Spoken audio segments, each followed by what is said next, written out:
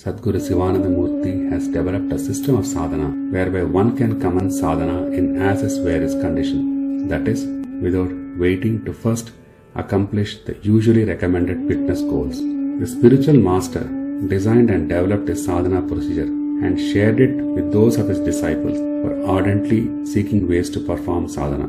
For this procedure, the only two requisites are 1. Unwavering faith in the sadhana procedure, 2. Considering Sadguru Sivananda Murti as your spiritual master to guide the sadhana. These two together are a sure shot means to expediting spiritual progress towards attainment of the ultimate goal.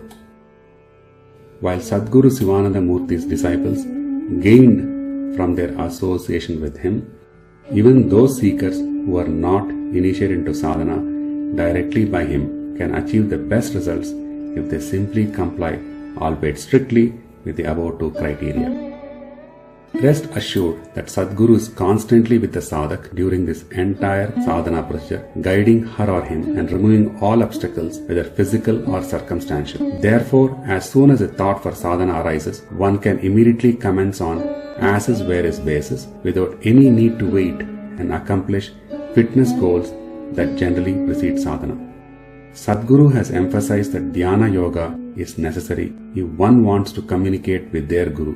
Even when the guru does not exist in physical form, this yogic way of sadhana to meditate on pranava is to be understood as dhyana yoga, being referred to by Sadguru. This spiritual practice has the potential of turning into and yielding the same benefits as tapas.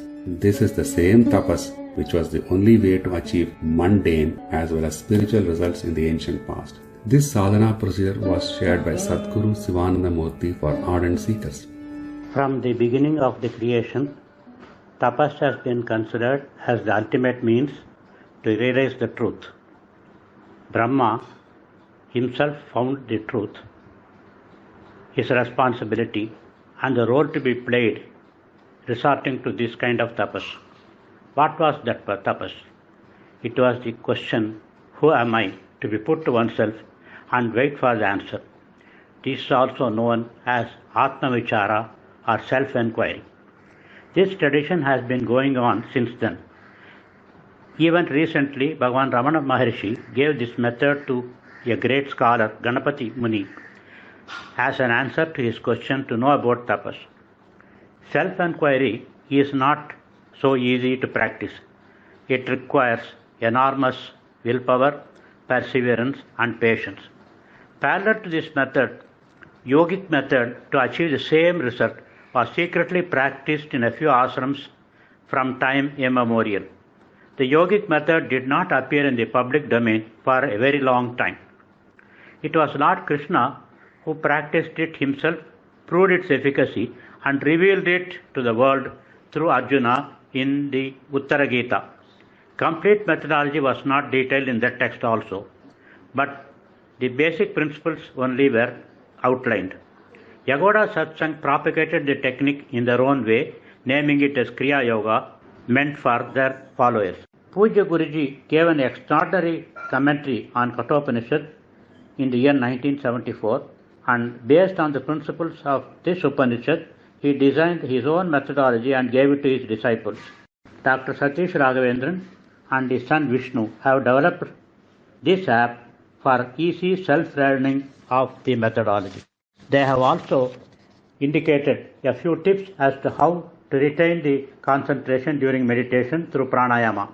They have also given the technology as to how to remain stable in sadhana through the specific uttering of the Devanagari letters Ka to Ta, 12 in all. I hope this valuable contribution will go a long way to help the sadhaks to achieve the desired result.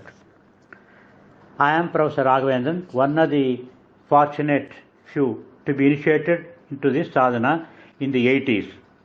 Subsequently, many more were initiated individually and in groups.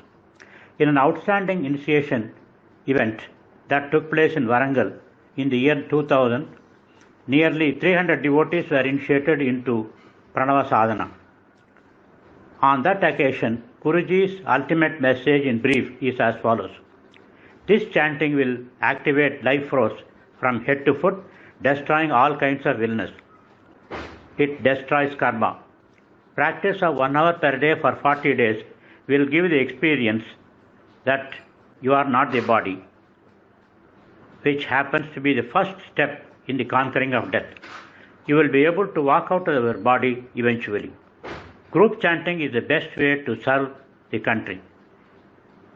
Last, the God in you gets proactive and your sankalpa will be powerful for you and for anyone else. Thank you. This sadhana procedure was shared by Sadguru Sivananda Murthy. Sadhana procedure step number 1.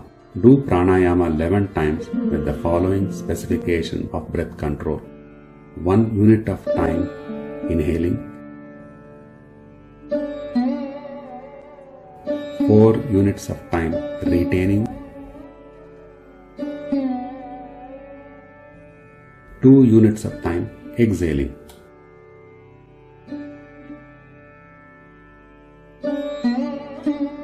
Step number 2. Pray to Lord Subramanya Swami before starting the sadhana procedure.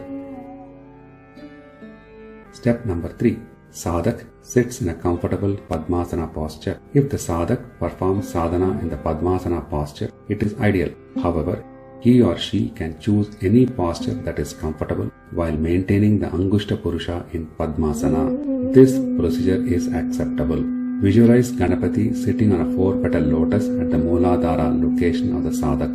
The lotus petals bears the names Lam, Vam, Sham, Sam. Angushta Purusha or Inchman sitting in Padmasana posture is located at the sadhak's Mooladhara. Angushta Purusha always assumes the same posture adopted by the sadhak. The Angushta Purusha is a complete replica of the physical body of the sadhak in a miniature form with a height of 1 inch. Angushta Purusha is located on the same 4-petal lotus where Ganapati is seated at the Mooladhara location of the sadhak. Angushta Purusha starts moving up and emerges from Ganapati's head. Ganapati raises his trunk when Angushta Purusha emerges from Ganapati's head and starts moving upwards towards the sadhak's spiritual heart center. Step number 4. Locating the spiritual heart center or Mahalaya Sthanam of the sadhak. Locate the intersection of the vertical line and the horizontal line joining the 2 nipples of the sadhak. 1 inch to the right of the intersection of the vertical and horizontal line is the spiritual heart center. Place a 12-petal lotus at the heart center bearing the letters Ka to Tha. Angushta Purusha lands on the 12-petal lotus placed at the spiritual heart center of the sadhak, emerging from the Ganapati's head. Step number 3.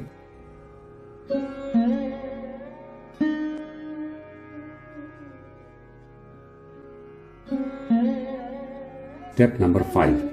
Lotus petal starts moving anti-clockwise direction, 1 petal at a time, appearing before the Angushta Purusha. Keep the Angushta Purusha stationary at the heart center when the 12-petal lotus rotates. When the first lotus petal appears in front of the Angushta Purusha, mentally hear sadhak's own voice only, Om Kam Om. When the second lotus petal appears in front of the Angushta Purusha, mentally hear sadhak's own voice only, Om Kham Om. Third petal to 11th petal appears in front of Angushta Purusha, mentally hear sadhak's own voice only, Om Gam Om, Om Gham Om, Om Nyam Om, Om Cham Om, Om Cham Om, Om Jam Om, Om Jam Om, Om Nim Om, Om Tam Om. When the last lotus petal, 12th, appears in front of Angushta Purusha, mentally hear sadhak's own voice only, Om Tam Om.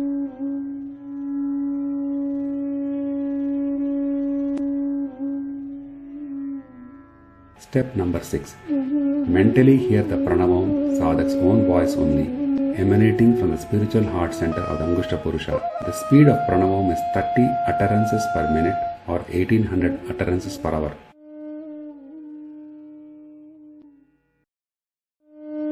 Step number 7. After completion of step number 6, Angushta Purusha retraces his path and reaches the sadhak's Mooladhara. This completes the entire sadhana procedure.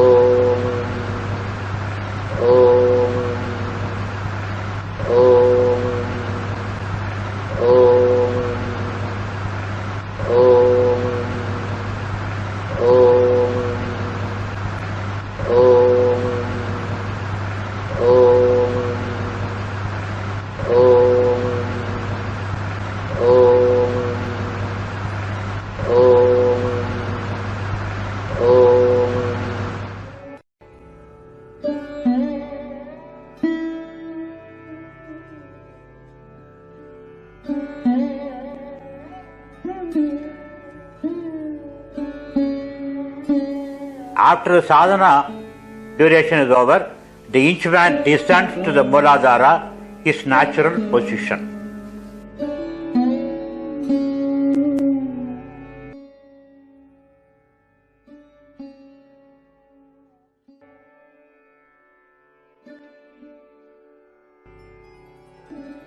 Angushta Matra Purusha. Questions. 1. Who is Angushta Matra Purusha, also referred to as inchman, given his size of an inch? What is the special benefit to the sadhak of using Angushta Purusha to perform sadhana? Answers. The inchman is a complete replica of the physical body of the sadhak, but miniaturized to have a total height of 1 inch, the size of one's thumb. The inchman undergoes all the experience of sadhak's physical body. Inchman normally resides at the Mooladhara but could travel upwards to Anahata. Inchman is made up of ethereal material and contains a dot of bright light within itself. The dot of bright light Tejas is the Atman present in every Jiva. The zone around Tejas is less bright because human beings' samskaras or tendencies pollute the Atman. At the time of death, Inchman leaves the body and retains its original shape for some time.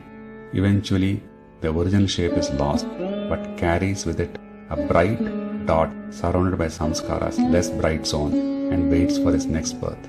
When an opportunity for rebirth occurs, Inchman enters the mother's womb in the 4th month of the pregnancy, which is the exact time of his rebirth and different from the time of birth recorded at the delivery of the child. When the Inchman evolves through sadhana, all samskaras are left behind, loses its original shape, and the entire body of the Inchman is covered with brightness, which was once a small dot. In fact, Inchman is divinity at the end of evolution and at the beginning of the evolution. The samskaras pollute the Inchman, restricting its stages to a dot and fixing his form.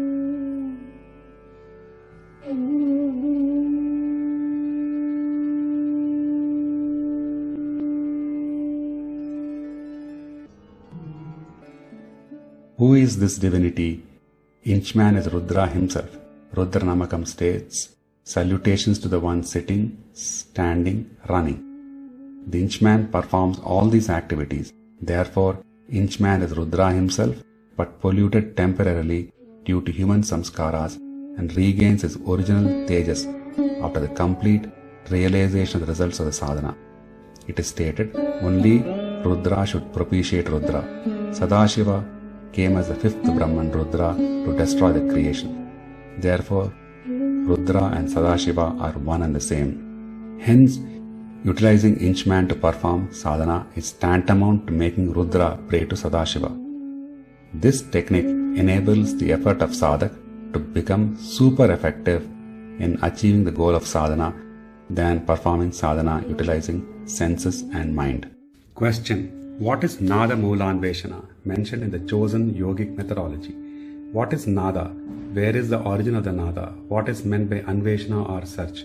What are the benefits of this search?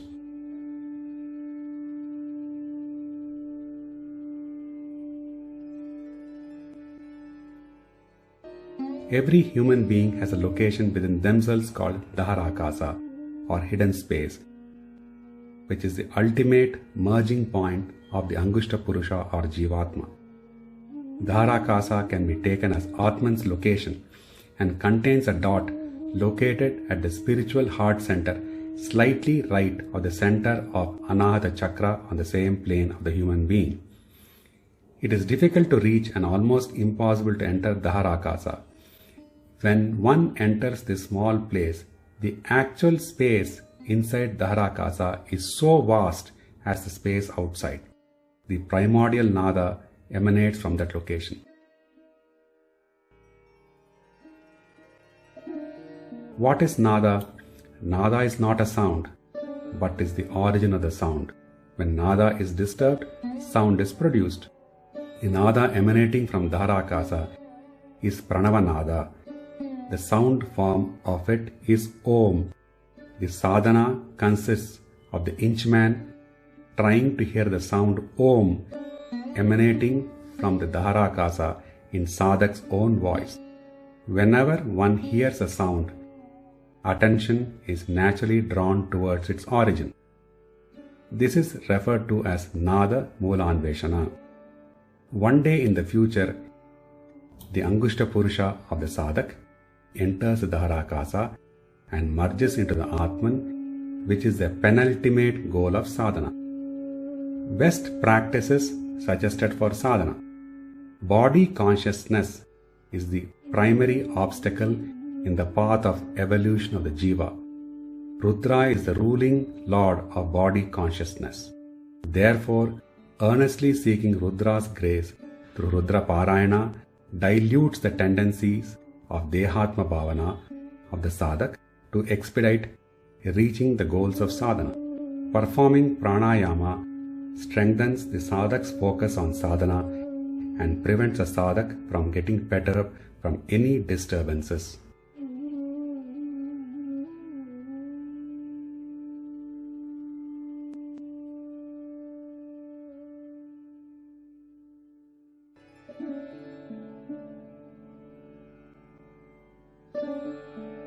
When the Angushta Purusha evolves through sadhana, all the samskaras are left behind, loses its original shape, and the entire body of the inchman is covered with brightness which was once a small dot. In fact, inchman is divinity at the end of the evolution and at the beginning of the evolution. The last one is the Saranagati Yoga. I believe all the human beings who want to evolve and reach God one day come into two categories. One category is to think I am a jiva, I am a sinner, I have samskaras, I have to put my own effort, I have to take the help of God, I have to take the help of Guru, I have to take help of Vedas, and then I improve myself and all that. The second method is, I am nothing. I am not the doer.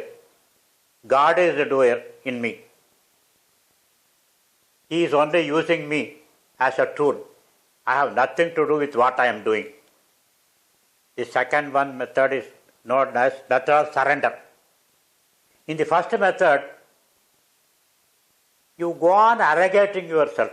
I am the jiva, I am the sinner, I am to put effort, I have to take the help of this man, that man and all that. The ego is supposed to be lost. The ego is going on getting reinforced. But if your taste is that, you will only adopt that method. But Guru Parampara feels that the method of surrender, that is Saranagata Yoga, is superior to the Jnana Yoga or Japa Yoga or Karma Yoga or whatever it is. Not doing anything is superior to doing something. That's what it is. But it is not easy. You cannot earn it for yourself. But Guruji once told me that you can get it if you ask for it. That means you should pray to Guru, please give me surrender. You can ask 10,000 things. You gave me this, this. But don't forget to ask, please give me surrender. He gives you when it is asked. Once when you get surrender, nothing is required for you to be done. You don't have to do anything. You get the ultimate result. So that's the best method. That's what Guruji said once.